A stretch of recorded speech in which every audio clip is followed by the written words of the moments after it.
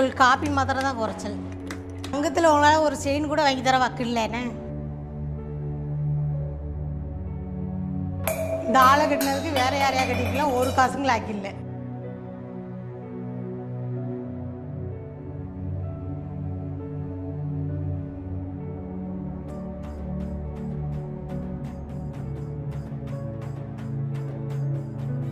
புது ஃபோன் வாங்கி தாங்கன்னு எத்தனை நாளாக கேட்டுட்டு இருக்கேன். என் கூட படிக்கிறவங்களாம் ஐஃபோன் வச்சிருக்காங்க, நான் அந்த ஓட்ட ஃபோன் தான் வச்சுட்டு இருக்கேன். இந்த ஃபோனும் நல்லா தானமா இருக்கு. உடஞ்சிருச்சு, வாங்கி தாங்க.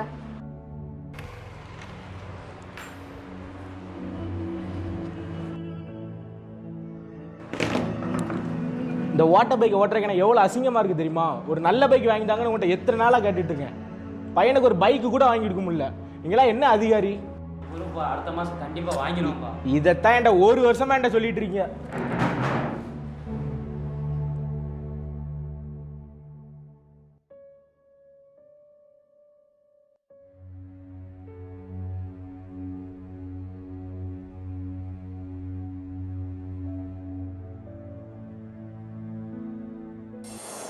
அங்கத்தில் உங்களால் ஒரு செயின் கூட வாங்கி தர வக்கு இல்லை. இந்த ஃபோனும் நல்லா தானமா இருக்கு. உடஞ்சிருச்சு, வாங்கி தாங்க. பையனுக்கு ஒரு பைக்கு கூட வாங்கி கொடுக்க முடியல. நீங்களாம் என்ன அதிகாரி?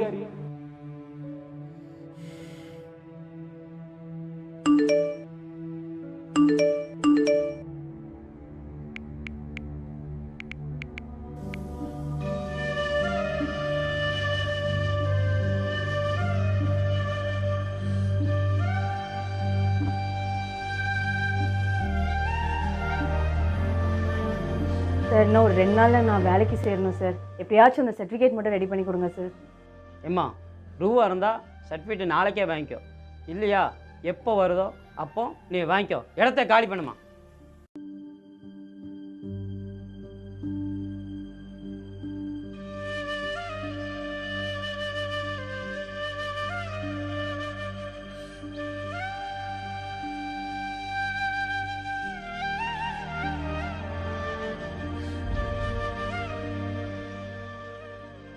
அம்மாடி, நமக்கு இந்த வேலை கிடைக்கலனாட்டும் பிரச்சனை இல்லை. நமக்கு நடந்த அநியாயம் வேற யாருக்கும் நடந்துடக்கூடாது. ஊன காலத்தில் யார் மணியை கட்டுறாங்கிறது தான் முக்கியம்.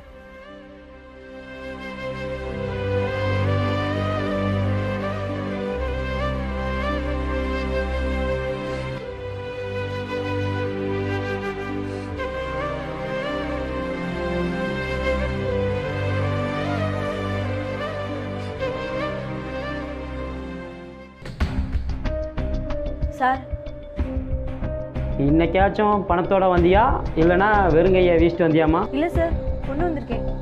ரொம்ப சந்தோஷம். பிஏட்ட காசு கொடுத்துக்கோங்க, நாளைக்கு வாங்க.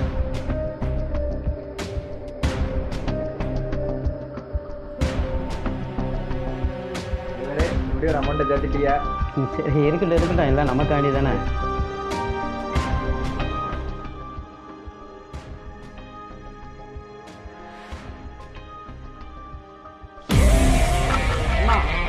நீ இன்னும் போகலையா?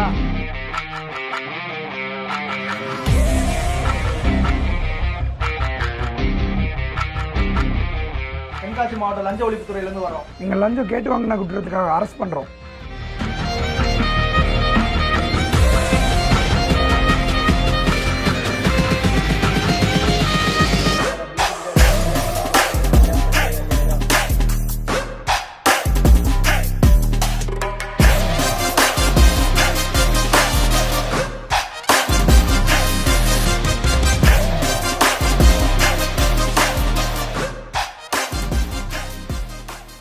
மேற்கண்ட வழக்கில் எதிரிகள் இருவரையும் குற்றவாளிகள் என முடிவு செய்து கீழ்கண்ட தீர்ப்பை வழங்குகிறேன். இந்த வழக்கில் சாட்சிகளின் வாக்குமூலங்களில் இருந்தும் ஆவணங்களை பரிசீலனை செய்ததில் இருந்தும் சான்றிதழ் வழங்குவதற்காக மனுதாரரிடம் இருந்து 1ஆம் எதிரி லஞ்சப்பணம் கேட்டு அதனை 2ஆம் எதிரி மூலம் பெற்றுக்கொண்டது சந்தேகத்திற்கு இடமின்றி அரசு தரப்பில் நிரூபிக்கப்பட்டுள்ளதால் இவ்வழக்கின் 1ஆம் எதிரி லஞ்சம் கேட்டு வாங்கிய குற்றத்திற்காக ஊழல் தடுப்புச் சட்டம் பிரிவு 7 படி 7 வருட கடுங்காவல் சிறை தண்டனையும், இதனைத் தொடர்ந்து அவர் மீது பதிவு செய்யப்பட்ட வருமானத்திற்கு அதிகமாக சொத்துக்கள் சேர்த்த வழக்கிலும் அரசு தரப்பில் சந்தேகத்துக்கு இடமின்றி நிரூபிக்கப்பட்டுள்ளதால் ஊழல் தடுப்புச் சட்டம் பிரிவு 13B கீழ் 7 ஆண்டுகள் கடுங்காவல் சிறை தண்டனையும் 10 லட்சம் அபராதமும் விதிக்கப்படுகிறது.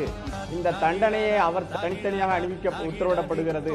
அவரது வருமானத்துக்கு அதிகமாக சம்பாதிக்கப்பட்ட பட்டியலிடப்பட்ட சொத்துக்களை அரசுக்கு பறிமுதல் செய்யவும் பரிந்துரைக்கப்படுகிறது. முதலாம் எதிரியின் உதவியாளரான 2ஆம் எதிரியானவர் முதலாம் எதிரியின் லஞ்சம் வாங்க உடந்தையாக இருந்த குற்றத்திற்காக அவருக்கு ஊழல் தடுப்பு சட்டம் பிரிவு 7 உடன் இணைந்த 12 படி 7 ஆண்டுகள் கடுங்காவல் சிறை தண்டனையும் 10,000 அபராதமும் விதிக்கப்படுகிறது. இந்தாங்கம்மா உங்களோட சர்டிஃபிகேட்டு. இந்த சர்டிஃபிகேட்டால் உங்களுக்கு வேலையும் கிடைச்சிருச்சு. பொதுமக்கள்கிட்ட லஞ்சம் வாங்கின தப்பான அதிகாரியை ஊழல் தடுப்பு பிரிவினரால் தண்டிக்கப்பட்டார்.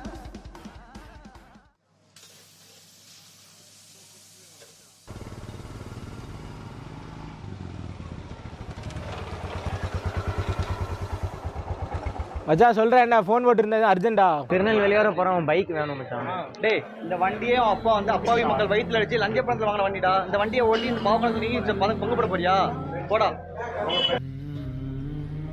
இங்கே பார்த்தியாடி, இவ காலில் போட்டிருக்க செருப்புல இருந்து தலையில் மாட்டிருக்க கிளிப் வரைக்கும் அவங்க அப்பா லஞ்ச பணத்தில் வாங்கி கொடுத்ததுடி.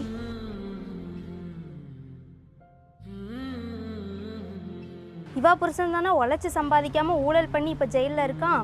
இவ்வளவு நாளாக இவ சிமெட்டும் ஆடம்பரமாக இருந்த பவுசும் புருஷன் வாங்கின லஞ்சம் தானோ?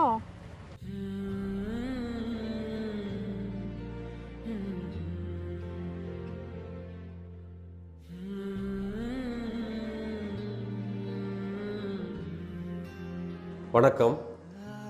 நான் தென்காசி ஊழல் தடுப்பு மற்றும் கண்காணிப்பு பிரிவு துணை காவல் கண்காணிப்பாளர் ஜி மதியழகன். லஞ்சம் மற்றும் ஊழல் புற்றுநோயை போன்றது. இது தான் சார்ந்தவர்களை மட்டுமல்லாது ஒட்டுமொத்த நாட்டின் வளர்ச்சியையே பாதித்துவிடும். எல்லா அதிகாரிகளும் லஞ்சம் வாங்குவதில்லை. ஒரு சில அதிகாரிகள் அவர்களுடைய ஆடம்பர வாழ்க்கைக்காகவும் சுய லாபத்துக்காகவும் லஞ்சம் வாங்குகிறார்கள். அவ்வாறு லஞ்சம் வாங்கிய ஒரு அதிகாரியின் நிலைமையைத்தான் இந்த குறும்படத்தில் பார்த்தீர்கள். இதை குறும்படம் என்று சொல்வதை விட ஒரு குறும்பாடம் என்று சொல்லலாம். லஞ்சம் வாங்கிய அதிகாரி ஊழல் தடுப்பு அதிகாரிகளால் கைது செய்யப்பட்டு சிறைக்கு அனுப்பப்பட்டு விட்டார். ஆனால் அவர் வாங்கிய லஞ்சத்தால் அவரது மனைவி, மகன், மகள் ஆகியோருக்கு வந்த நிலைமை மற்ற எந்த அரசு அதிகாரிகள் குடும்பத்திற்கும் வரக்கூடாது என்றால் அரசு அதிகாரிகள் தயவு செய்து லஞ்சம் வாங்காதீர்கள். அதையும் மீறி நீங்கள் லஞ்சம் வாங்கினால் ஊழல் தடுப்பு அதிகாரிகள் உங்கள் மீது நடவடிக்கை எடுப்பார்கள், மக்களின் துணையோடு. நன்றி.